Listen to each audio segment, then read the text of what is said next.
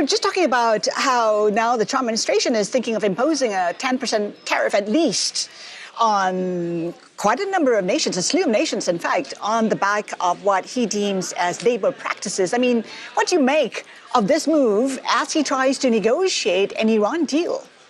Yeah, look, the president has used tariffs to try and achieve objectives. That's a legitimate use of America's power to tax, right? It's a very reasonable thing when you think other nations are not behaving in a way that are consistent with the things that matter to your citizens, the people that the president was elected to represent.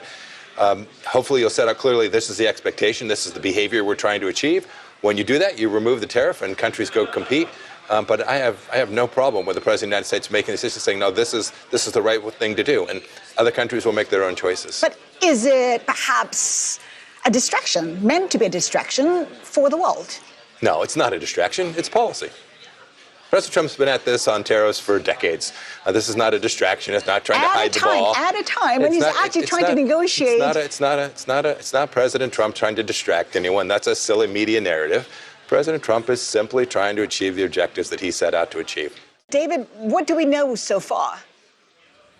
Yeah, I mean, this one actually dropping we've had about 10, 15 minutes is what I'm trying to say here, and as far as the document is concerned.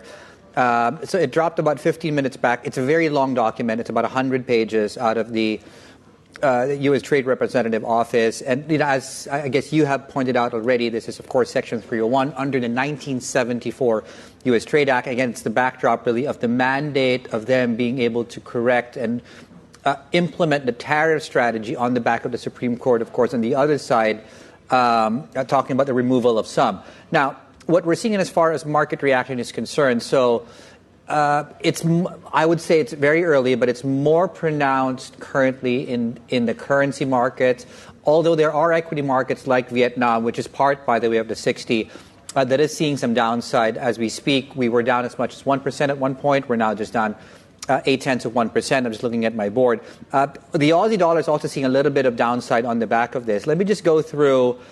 So you have 60 economies, and so some of the big ones in the Asia Pacific, and let me caveat that Asia Pacific, and I'll get to the major ones in a moment, the other major ones in a moment. Mainland China, you have Hong Kong, you have Malaysia, New Zealand, I talked about Australia, Singapore is included, the Philippines, Vietnam, I think I mentioned South Korea, Thailand as well.